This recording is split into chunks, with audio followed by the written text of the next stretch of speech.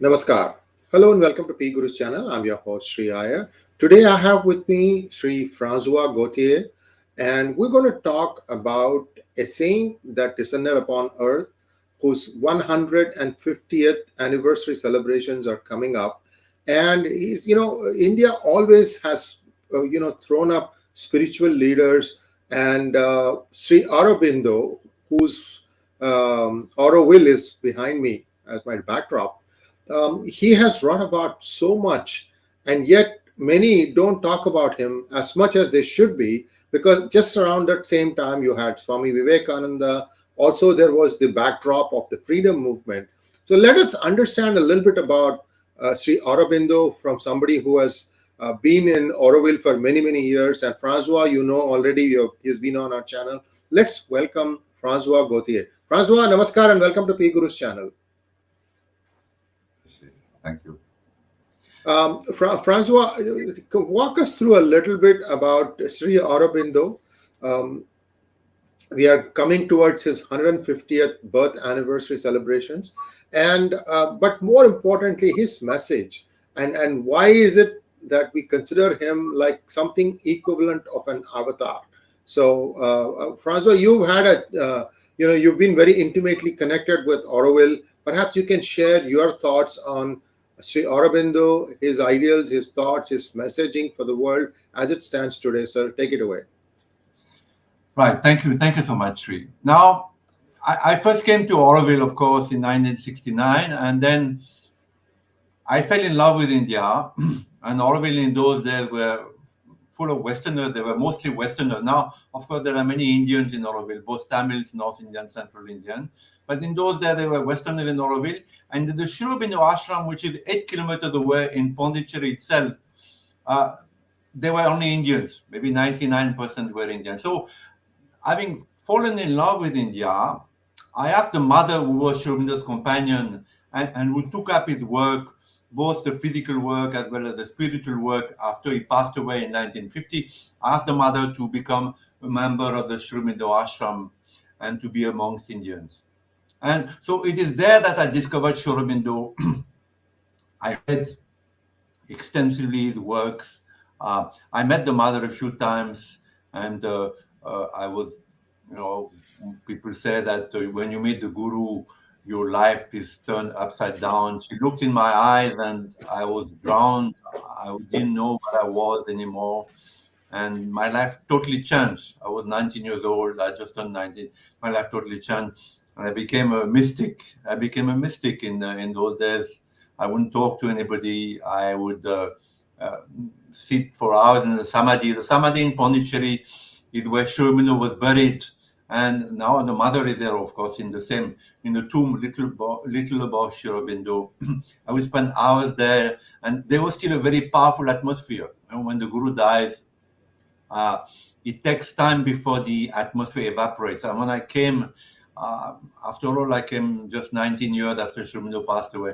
There was a very powerful atmosphere. The mother was there. She was still very active. So my soaking was into Sri Aurobindo's work and the mother's presence. So Sri Aurobindo was important for 4 reasons. The first one is that he was a true nationalist. This is not in history books, unfortunately. I have put it in my own books, both in my French book, Une Nouvelle Histoire de l'Inde, as well as my latest Indian history book, An Entirely New History of India. Sri Aurobindo was the first one to ask that the British leave India by force if necessary. In those days, there was the Congress. The Congress was founded by a British man, Mr. Hume, and the Congress was moderate. The Congress wanted a few crowns from the British while remaining loyal to the British crown. And then Sri Aurobindo came and he said, no, it's not like this. We need the British. I'm talking about the early 20th century, in 1904, 1905. This were these years of political activity. So Sri Aurobindo said, no, it's not like this. So Sri Aurobindo was called an extremist, and there were a few leaders of the Congress who joined him. The most famous, of course, is Tilak, but there were also Lokman Tilak, but also many others. And so there were 2 wings in the Congress, the moderate, which was the majority, and which was supported by the British covertly, of course, and the extremist wing of the Congress, which had Sri Aurobindo as its leader. Now, Sri Aurobindo was not only extremist in his mental views, no, he did not only say that the British must leave India, he actually relived the Bhagavad Gita. I said it before, but I will repeat it here. He relived the spirit and the message of the Bhagavad Gita that, when the Dharma of a nation is at risk, when the British were trampling upon India, they were not only hanging people, but they were also, educating Indians to become British in their thoughts. And indeed, today we see that the British were successful. Now, we speak about Macaulay as a kind of cliche, but the British were successful in that way, that they created generation after generation of Indians till today who were, brown in skin, but looked at India with white eyes, with the eyes of a Westerner. And Sri Aurobindo saw that, and he understood that it was a terrible danger. And of course, the British were plundering India. There were great famines. There were maybe 20 million Indians died between 1900 and 1937. So there were great famine. They were plundering India for the First World and Second World War. So Sri Aurobindo saw all that, and he decided that action was necessary. Of course, he was already a yogi. He had attained, the silent mind. He had the experience of the Brahman. So he was already way above, all his disciples. But Sri Aurobindo allowed his brother was called Barin, to manufacture bombs and revolvers for assassinations in the basement of their father's ancestral house in what was then the suburbs of Calcutta. Now, of course, the British could never prove it, but Sri Aurobindo, in later writings, he let it seep through that indeed, he approved of violence against the British, and generally he approved of war. He approved of the fact that, it is necessary sometimes to fight physically. So he was a true nationalist long before the Mahatma Gandhi. We have given all the glory, all the credit to Nehru and Mahatma Gandhi, but actually Sri Aurobindo was the one who triggered, who actually enacted the throwing out of the British, and the seed that he planted would eventually, come to fruit in India's independence in 1947, for which he got very little credit. And this is very, very, very, very sad, neither in Indian history books nor in Western history books. So this is the first part of Sri Aurobindo. He was a true nationalist. He was a Kshatriya. He was not only a yogi, but he was a yogi with the spirit of a Kshatriya, who was not afraid to put his own skin at risk. And indeed, he spent a year in prison, first in solitary prison in Aleppo jail, and there he had the experience of Lord Krishna. After jail, he came out and slowly he withdrew to Pondicherry to pursue his spiritual work. So that's the first aspect. The second aspect of Sri Aurobindo is his philosophy and poetry. Now, his philosophy, there are a few books that he has written, like The Synthesis of Yoga, The Life Divine, The Foundation of Indian Culture, and many others. These are books which were written nearly 100 years ago, which today are absolutely relevant. The Foundation of Indian Culture should be today the Bible of every artist, every philosopher. I'm talking about Indian artist, Indian philosopher, Indian sculptor, Indian architect. Instead of copying the West like we see it, the Indian art at the moment, though there is coming back a little bit to the roots, and Indian architecture, it's just a copy of the West, and the West has moved away. We see in Norway, for instance, what is being done now in terms of housing was what was done, 30, 40 years ago in the 60s in France, and which now France has moved away from that for more ecological, more environmental, more, blending in the nature building. So Sri Aurobindo's philosophical work is extraordinary, and yet he's not taught, in philosophy universities in India curriculums. Sri Aurobindo is not taught, but he's on par with Schopenhauer and Nietzsche. Some of the great philosophers of the 20th century recognizing Sri Aurobindo, they're equal.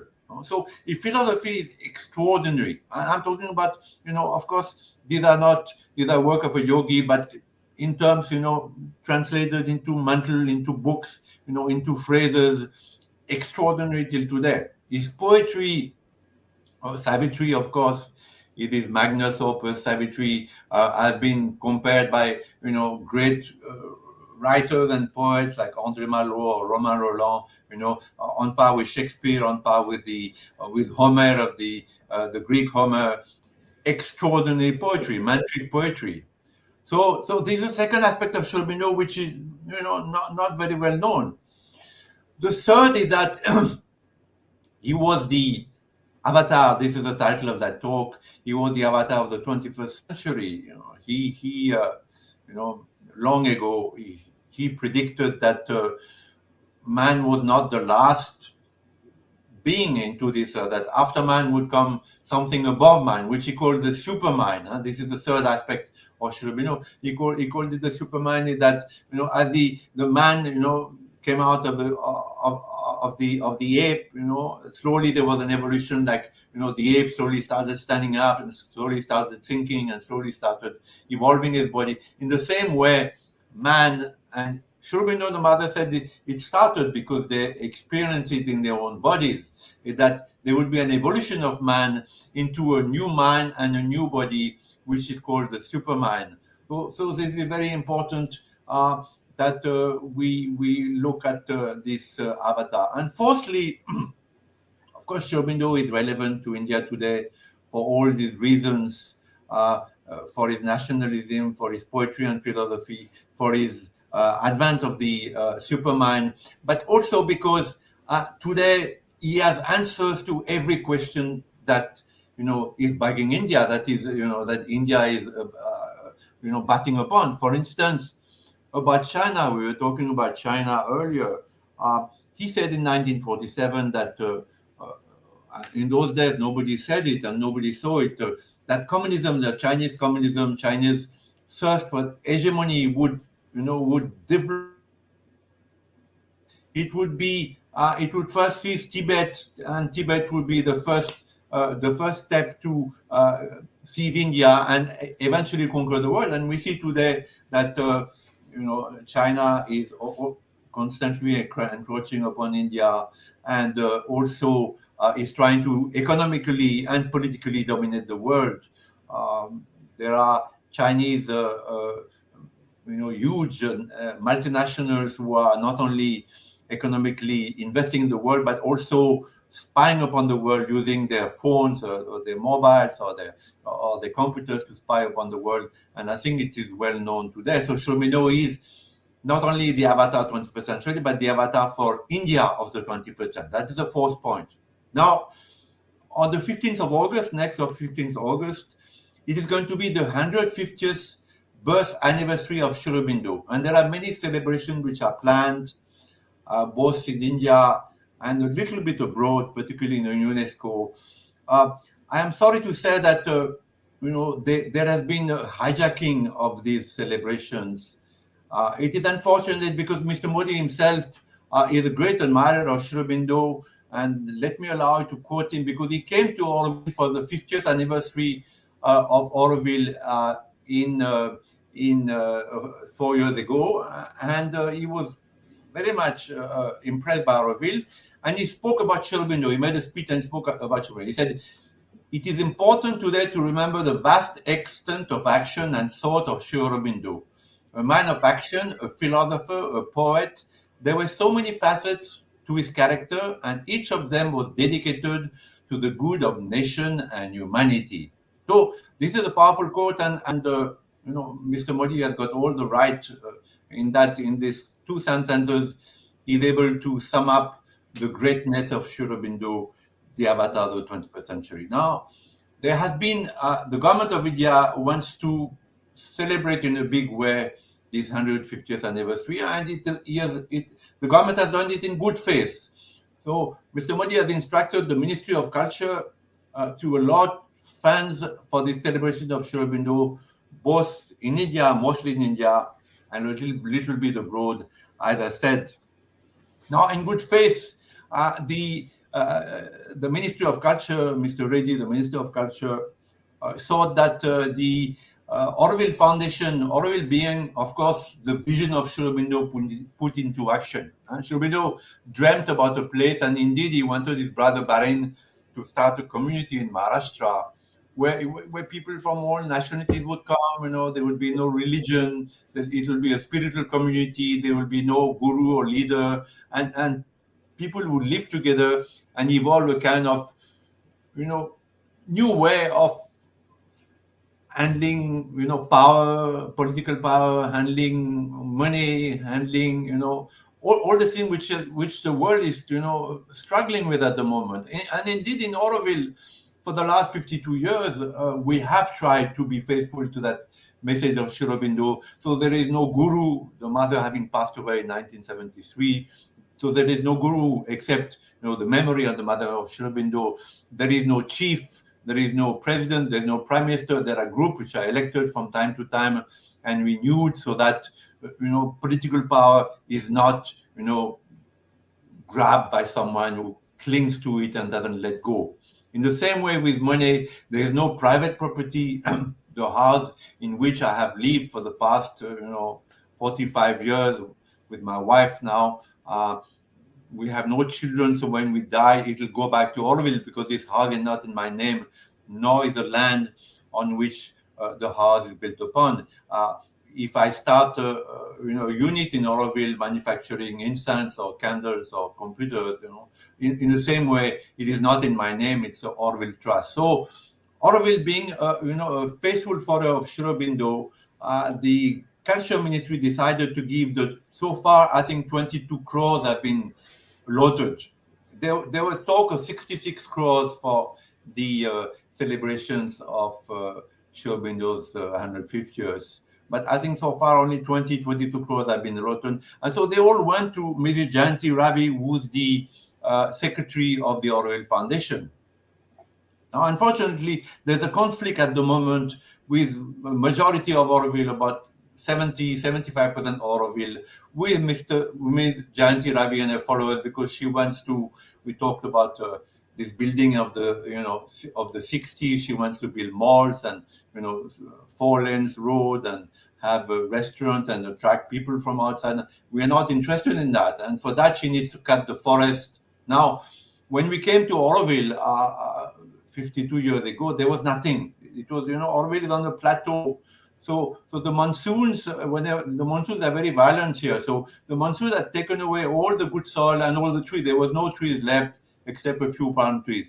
So about 3 million trees were planted in the first 30 years. And they grew. Everything grows very fast here because of the humidity and heat. So today Auroville is the greenest place in Tamil Nadu except for the hills. You can't find a greener place than Auroville. So hence, the price of land and the price of properties are, from, it used to cost 1,000 rupees an acre. Now it's like, it can go up to 10 crores an acre where I'm staying at the moment. So there's a conflict between Mrs. Ravi and the majority of Auroville, especially when she starts cutting forest.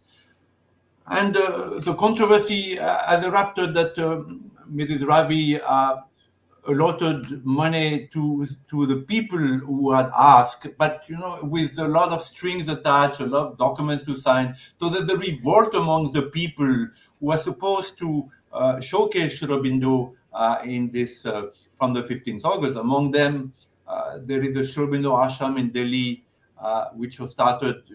When I first came to India, I stayed there in 1969. It was started by Mr. Johar.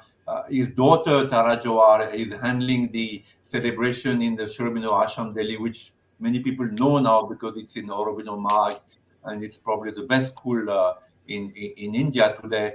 So Mrs. Johar is unhappy with the money that has been allotted and the way it has been polarized. There's also the Gnostic Center of Amita Mira, also very well known for the beauty. It's a little outside Delhi, the beauty of the place, the meditations. She has put a lot of atmosphere there. So she's also unhappy about the way things are handled.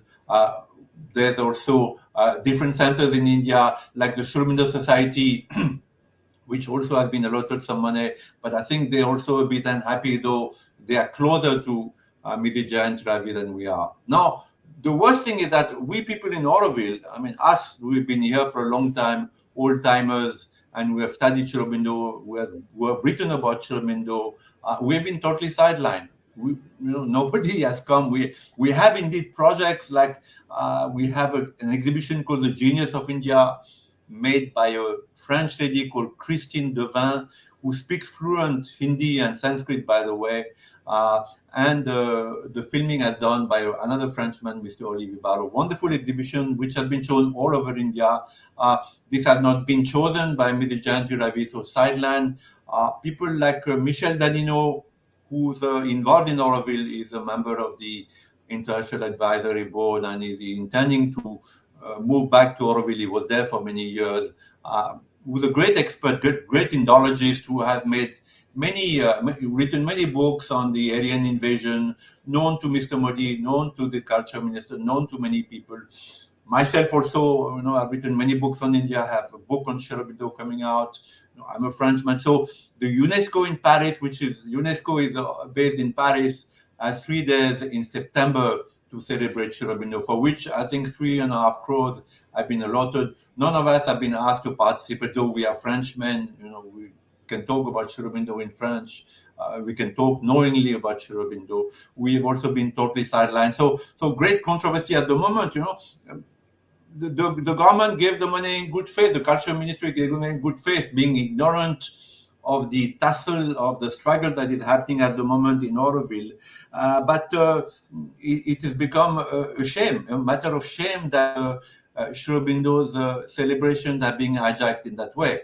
And I would like to add, Sri, if you allow me, that Sri Aurobindo was a universal person. First, he was born a Bengali, of course, but his father sent him to England very, very young. I think he was 7, 8 years old when his father wanted him to have a westernized education. So he sent him to England. Sri Aurobindo studied Latin and Greek. He actually topped. He was in the Cambridge University. He was one of the toppers in Latin and Greek. He appeared for the Indian Civil Service, but failed.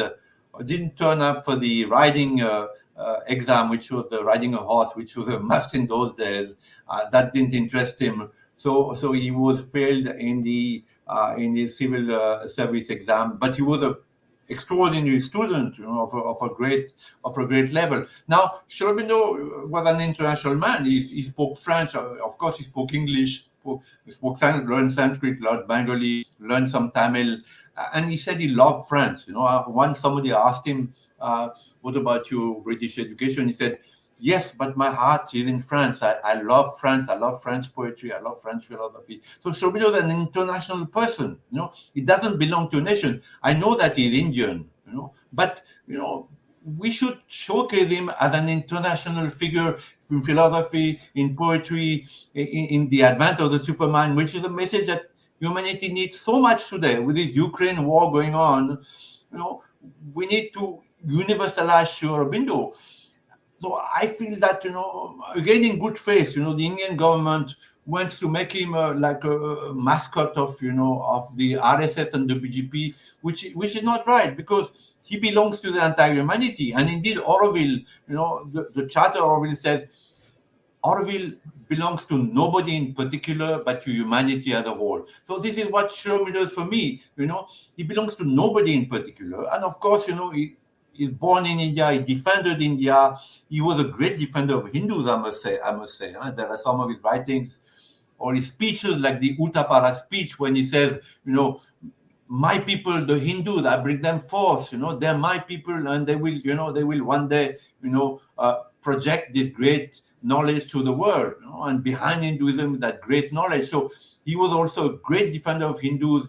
He was a prophet also. He spoke about Kashmir, in 1946, and said Hindus used to have the monopoly in Kashmir. If this continues, they will be thrown out of Kashmir. And indeed it happened. So we need Sri Aurobindo today, not only in India, we need to showcase him in India. We need to have his philosophy in curriculums. We need to give him his rightful place in history books, Indian history. I'm talking about Indian history books, But also we need to give Sri Aurobindo to humanity. We need to spread his message to humanity.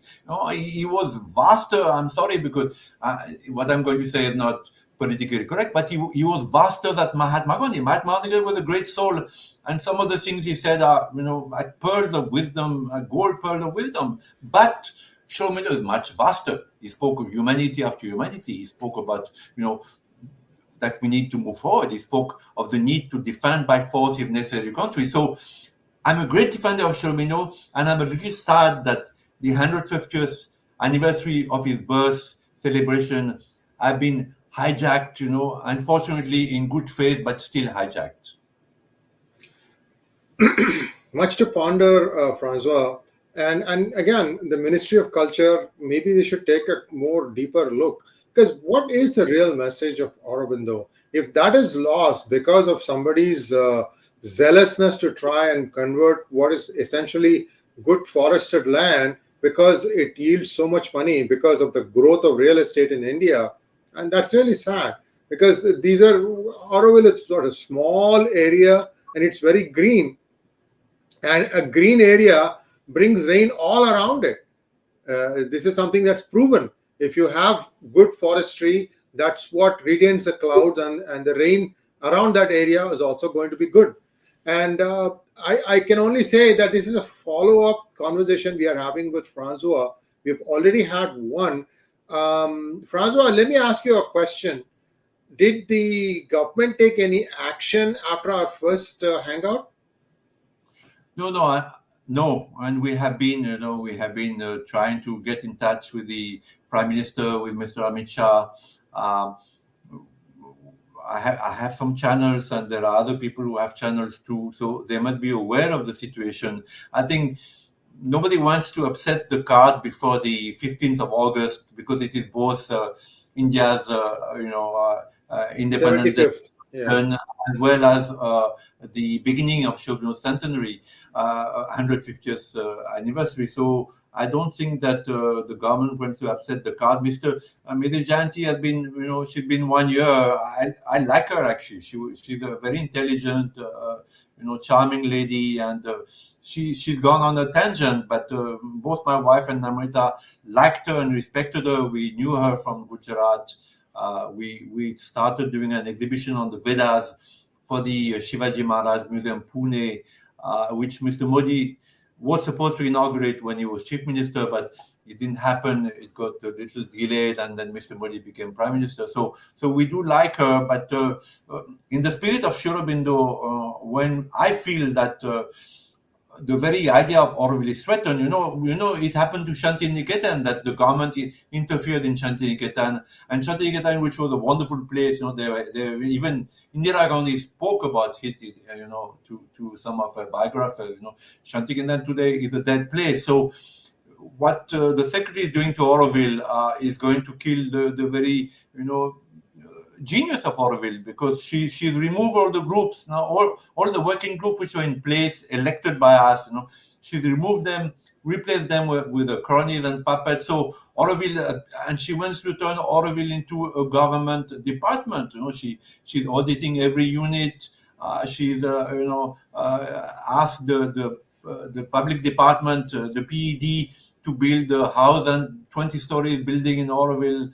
You can imagine she's inviting Gujarati businessmen to invest and live in Auroville, a place where there are white people and the matrimony. So we want spiritual tourism. We want people to come to Auroville who are interested, in its idealism, in its spirituality, in Sri Aurobindo, in the mother.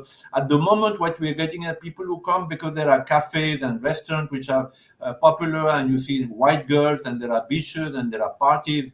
So this is not the Auroville we want. This is, so I'm fighting the secretary, though I like her, I guess, in the spirit of the Bhagavad Gita. Well, there's definitely, I see a clash of ideas, and somewhere if the message is lost, what the message Aurobindo has left for the world, if that is in danger of being lost, I think that's what merits a serious look into what's going on.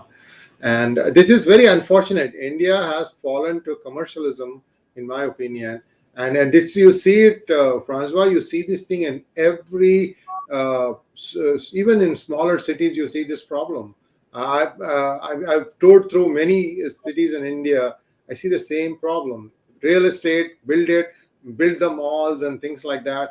I mean, these are not going to be very useful in 5 years' time, because Amazon and other e-commerce sites, you don't really need to go to a mall to look at something. You can buy it online. Instead, if you build something that is ecologically better, it is for your own future. You build the house you want to live in. You don't need to even go to work. The way online computing has taken off, I mean, online workplace has taken off. So Yeah. I hope that the government is listening. You need to start thinking slightly differently in some of these things. I hope that the government is listening. And if Ms. Ravi wants to come on our channel and explain her point of view, I'm giving an invitation here. We can have a panel discussion if you want, whatever it is, because I think the world needs to listen to the message of Sri Aurobindo. That is what is my biggest concern. Not many people see. This is the problem. When somebody is ruling the country, history is the first thing that becomes a casualty. And how many of us have read the real history of India by Francois Gautier? He's had it for about 6 months. We had a show about 6 months ago when he released the book. So these are important points. In fact, his museum, I still haven't gone there, by the way. Just one of those things where when I come to Mumbai, I'm not able to peg down where my time is. Half the time, Francois is wasted me sitting in my room for somebody else's appointment to open up, so I can rush to meet this person. So what happens is I'm not able to root myself away from there to go spend a day in Pune and then come back. This has been my problem for the last 3-4 trips. Anyway, this is a limitation. I can fly into Pune. There's no excuse for me also. I have to do something like that. Please do. I wanted to add something. There is, in Sri Aurobindo's philosophy and world life, there is no absolute injustice. I covered Kashmir extensively, and I've defended the Kashmiri Hindus, and I'm still defending them. We have the only permanent exhibition on the ethnic cleansing of the Kashmiri Hindus in the Valley of Kashmir, but there is no absolute injustice. That has been my experience. So maybe Aurobindo needed also, that upheaval, that kick that the secretary of the Aurobindo Foundation, maybe Jayanti Ravi, has given for waking up, because there was also a tendency in Aurobindo to go to sleep, and the people who came first, they were pioneers. We were young and we had no money, and there was no electricity, no water. So there was that spirit of pioneering, which I think has been lost a bit in Aurobindo. So Mr. Jayanti Ravi is giving a kick in a way that is not negative, that is needed for Aurobindo. So I'm not totally, and there are things which are wrong in Aurobindo, and I agree that some cleansing has to happen, but not that it becomes a government department. And she's going overboard. Every day she's doing actions. Today she apparently there's a town hall in Aurobindo where all the units or all the working groups were located. So the working committee, which was the executive, running Aurobindo, the executive council, the entry group, so many. So she had ejected physically everybody. Goons came and ejected everybody. And so she has taken today she barricaded the place, with iron sliding doors so that nobody could get in. So, it's becoming, going down to a level which is, unacceptable. And I hope that Mr. Modi hears us, and Mr. Amit Shah also, that we love India. All the Westerners we love India. She's accused Aurobindo to be a place for drug, which is absolutely untrue. No more than anywhere in the world. No, okay. The youth, any university in India also, they smoke some, ganja. This is a pan world problem, not just limited to one place. That is not right. That's not right. Alcohol is a bigger problem, in Pondicherry and in some other places. And also, she's accused Westerners to be very critical of Mr. Modi and the BJP. And again, this is not true. Most of the long-time Westerners, they have respect for India. They know that only in India such a unruly and unique experiment could happen because of India's long tradition of spiritual tolerance and acceptation of other ways. It's only in India. So we all know that we are all grateful to India. Those I have heard that are very critical of Mr. Modi and the BJP are Central and North Indians. There are a lot of generation of since about 30 years of volunteers and architects, particularly architects. Again, I come back to my westernization of the Indian mind. Many of the architects in Auroville, many of them girls and ladies, are highly critical of Mr. Modi, but she can't do anything about them because they're Indian. So, but for the Westerners, she's clamping on visa. She's using visa as a blackmail. We have to go to Delhi. I personally go to Delhi with my wife to plead with the Home Ministry high officials that this man has been 45 years. She's given him 3 months. This man, there's a gentleman called Frederick Buxle-Schulze, who was actually the founding member of Auroville. He was the first Aurovillian. He came in 1966, knew the mother. The mother sent him to Japan. He's a wonderful gentleman. He's 82 years old now. His family resisted the cutting of the tree, so the secretary said, "No, I will get them. I will get all of you. I will throw out of Auroville." So now his visa is expiring. He had a 5-year visa after being 55 years in India, and she's not giving him the recommendation for renewal. So we have to go to Delhi and plead his case. And luckily, the officials in Delhi are very sympathetic and understanding of the situation, but it's like a war. Yeah, unfortunately, I think Ms. Ravi seems to think it's my way or the highway, and I don't think that should be the approach. From just listening to what you're mentioning, Francois, this is not the first time we've had this conversation. We've also had it offline. I mean, look, Aurobindo is not for India. He's for everyone. He's an international person. His thoughts always were unbounded, and that's how it should be taken a look at. And cutting down trees is a no. Tamil Nadu, most of it is semi-arid. There's only one river, and that flows at the mercy of Karnataka. That's how bad it is. And if somebody is trying to make a greenery place, all encouragement should be given, not the other way around. So what if it is? You're right, and we do want to give Sri Aurobindo to the world, and particularly the UNESCO, because UNESCO has ambassadors from every country in the world. So there is one day which is devoted to talking about Sri Aurobindo to all the ambassadors. Now, again, we met the ambassador of UNESCO in Paris, a very fine gentleman. He told us that Mrs. Ravi, Jayanti Ravi, is handling everything, the budget and the people who are going to speak. So none of us, of course, have been invited to speak at the UNESCO. She's going to bring her own, 2 of her own cronies and herself go there, on the government's, allowance, and so this is wrong, because this is not what she's going to project. A limited aspect of Sri Aurobindo, what they want to serve their own purpose, but Sri Aurobindo belongs to the whole of humanity, and UNESCO is the right place to showcase that and speak about his philosophy, his poetry, his supermind. This is the right place to do, but it has to be done skillfully by people who know the mind of Westerners, not people who will talk out of turn. You understand what I'm saying? Absolutely, I do. And we have a few questions from our viewers. Let's just take a couple of them. Can we have the first question, please? I just saw it come. Yeah. Sir, what advice you would give to normal middle-class Hindus for their safe existence? Thanks for inviting Francois. See, this is a post-Udaipur problem. Everybody is now concerned. A good question now, but I've kept saying the same thing for a long time. Hindus are still 75% majority in India. There's a huge majority in India. They're 1.2, 1.3 billion in the world, one of the most educated and rich community of the world.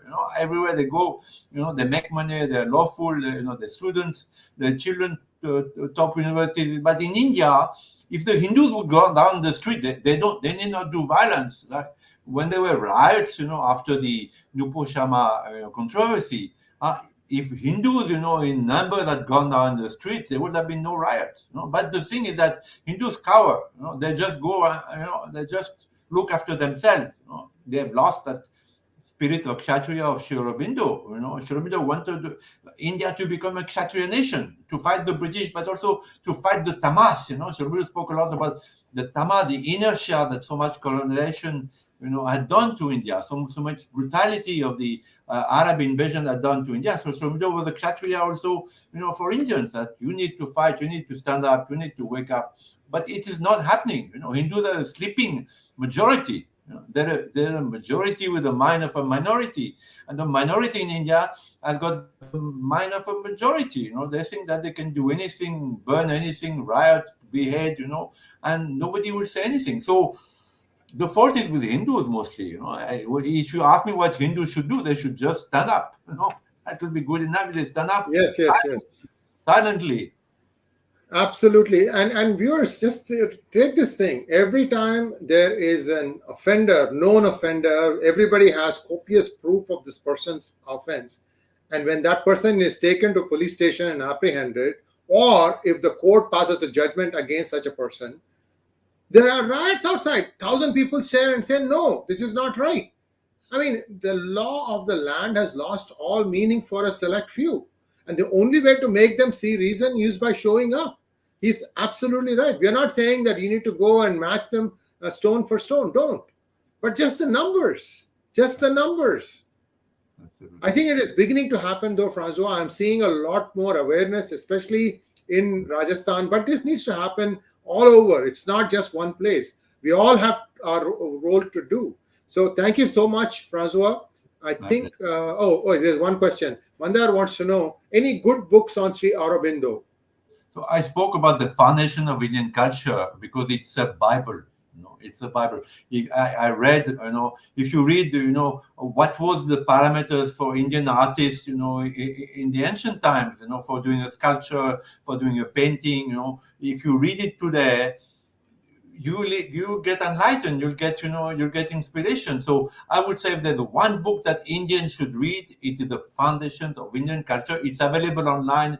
It is published by Sri Aurobindo Ashram. I believe it's been translated, for instance, in French, so it's available worldwide. You just Google The Foundation of Indian Culture and you can buy it and you keep it as your Bible and you read 3-4 pages every day.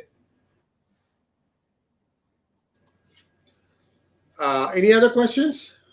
I guess that's about it. Thank you very much, Francois. And I'm hoping that there will be a response. And viewers, you know how to reach Francois. You can reach him through our comments. We'll be looking at our comments page on this video. Feel free to let us know what you think. And we will look forward to the 150th anniversary celebrations of Sri Aurobindo. Again, thank you so much, Francois. I mean, you are one of those few who understood the richness of Sanatana Dharma, broadly I'm saying, and Sri Aurobindo is the channel through which you found that, and it's wonderful to know this. And again, viewers, please like, share, and subscribe to our channel. You perhaps would not have heard so much about Sri Aurobindo because somehow India's history is limited to a few people and everybody else just is forgotten. Very, very sad. Thank you very much, Francois, and let's hope that good things happen. And my friend, we'll talk again very soon. Namaskar. Namaskar. Namaskar. Thank you so much.